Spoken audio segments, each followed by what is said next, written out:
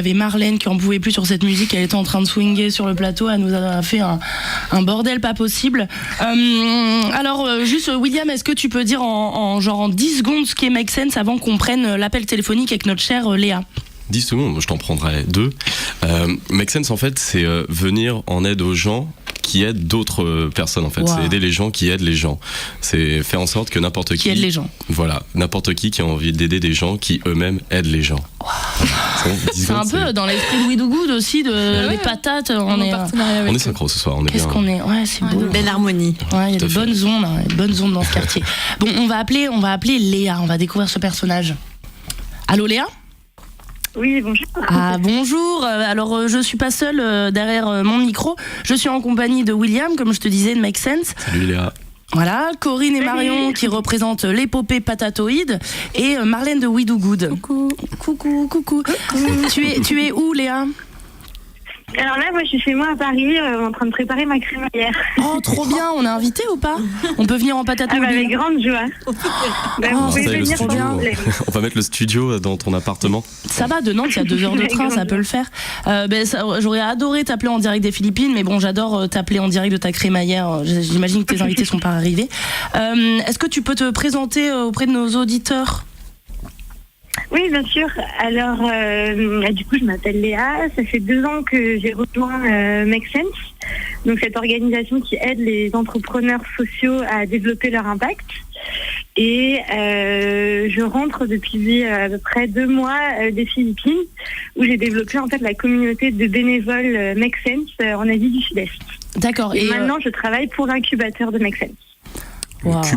Qui s'appelle le Sense Cube. Yeah, man. Et on peut poser une question. En quoi consiste cet incubateur?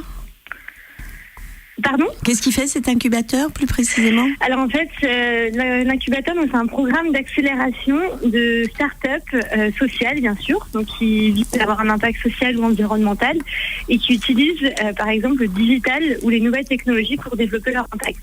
Okay. Donc par exemple, on va accompagner des projets comme Wear, qui est un foulard connecté qui permet de récolter des datas sur le taux de pollution qu'il y a en ville, mais en même temps de filtrer la pollution grâce au foulard quand on est sur son visage. Ah, et c'est à Paris, on se pose pas ces questions-là encore. Ouais, c'est ça. Et les Philippines, c'était magique? C'était assez incroyable comme expérience. J'ai toujours voulu vivre ce type d'expérience et j'ai eu la chance de le faire.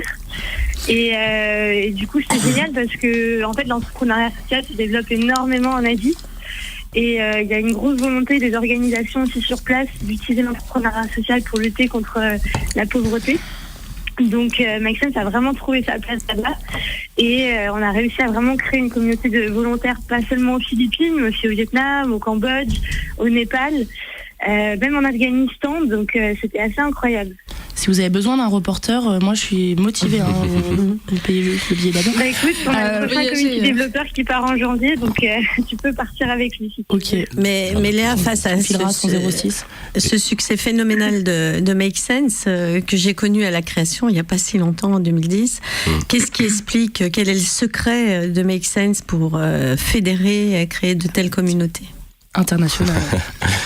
Je pense qu'il n'y a pas vraiment de secret, mais c'est qu'en fait, il y a ce pouvoir de résoudre un challenge et le célébrer. Donc, sur ce côté de célébrer, donc on est tous ensemble, on va célébrer ensemble l'impact que peut avoir des entrepreneurs sociaux.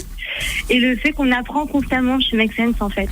On développe des outils ensemble, la communauté apporte ses outils et on apprend constamment des uns et des autres et c'est ça qui est génial. En fait, on apprend en agissant. Et je pense que c'est peut-être ça même, je dirais, le secret du coup. Bravo. Il y a un projet qu'on a pu voir là sur la page de Make Sense. Tu avais rencontré des entrepreneurs sociaux.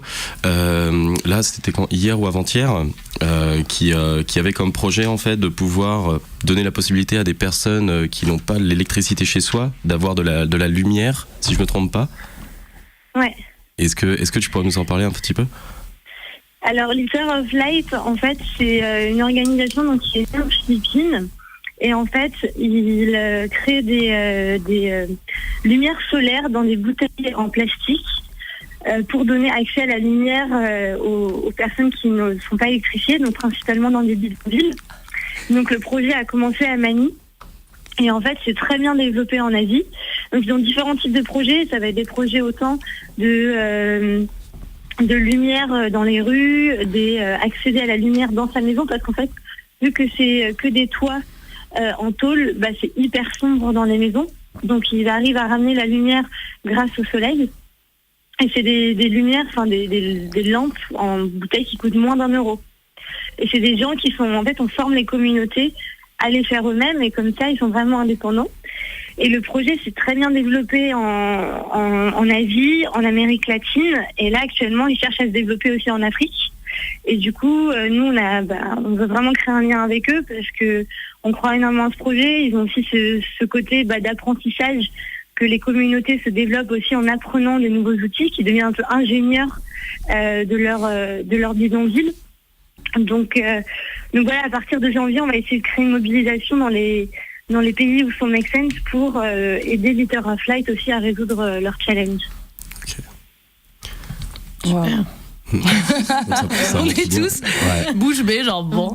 Et vraiment, ça part vraiment de quelque chose de tout bête, quoi. C'est vrai que c'est un système électronique assez rudimentaire avec un éclairage LED, une bouteille de marque de soda plutôt connue, remplie d'eau pour une fois, et qui est intégré du coup sur les dans la vidéo que j'ai vue, sur les toitures en tôle des maisons, et donc du coup qui laisse passer la lumière naturelle le jour et qui la nuit du coup éclaire grâce au dispositif de panneaux solaires. Donc c'est bluffant de simplicité en fait. Et en fait, ça montre comment, dans les contraintes du Sud, absence de moyens, absence technique, on développe la créativité, l'imagination, et on peut s'en inspirer dans les pays du Nord. Ouais. Exactement. Ok. Écoute, on va. Est-ce que vous avez d'autres questions à lui poser, chers amis, maintenant qu'on est tous micro-B? Micro-banane, bouche B, micro-B, vous avez compris. Ok, écoute, je pense qu'on aurait plein d'autres questions à te poser, mais on va devoir te laisser. Du coup, on te souhaite une super crémaillère. J'espère que tous tes potes vont retourner ta villa. Parce qu'à Paris, tout le monde a une villa, bien entendu. Et je t'encourage si t'as pas écouté l'émission, à la réécouter une fois qu'elle sera en podcast, pour découvrir les beaux projets dont on a parlé, enfin plus que des projets d'ailleurs, avec l'épopée Patatoïde et We Do Good, qui sont en soi exactement dans la lignée de l'entrepreneuriat social. Avec grand plaisir, et j'en profite juste une seconde pour inviter tous les gens qui sont dans la région à nous rejoindre le week-end du 7 et 8 novembre à Rennes. On organise un hackathon pour prototyper des objets et des services connectés pour répondre à des problématiques sociales et environnementales. C'est dans le cadre d'un concours qu'on organise qui s'appelle le Switch Up Challenge. On peut faire gagner jusqu'à 100 000 € le futur entrepreneur, et pour être incubé chez nous aussi. Donc l'événement est gratuit, donc il va y avoir toutes les informations sur switchupchallenge.org, et qui nous rejoignent. Le but vraiment, c'est de créer un maximum d'entrepreneurs sociaux utilisant les nouvelles technologies, et on aura plein de mentors, et ça va être hyper cool. De toute façon, dans l'avenir, il y aura que des entrepreneurs sociaux, ce sera, tu vois, normal, quoi. Exactement. Et j'ai vu hier, juste on parlait de la Green Week, il faut quand même saluer la conférence finale qui était vraiment extraordinaire. Je l'ai ratée, je suis dégoûtée. 3 explorateurs du Nouveau Monde, Jean-Louis Etienne, la mission Tara, et également Mathieu Baudouin, je ne sais pas si vous connaissez, qui a créé l'Institut des futurs souhaitables.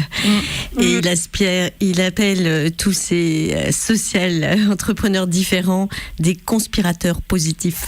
Waouh. Exactement. J'étais trop triste de rater ça avait l'air incroyable. Gros poutou, Léa. Vous êtes des poutous ou pas? Merci beaucoup. Léa, amuse-toi bien. Ouais, éclate-toi. Et j'espère te rencontrer un jour. Très vite. Salut Léa. Ciao, bonne soirée, bon samedi, bon changement d'heure.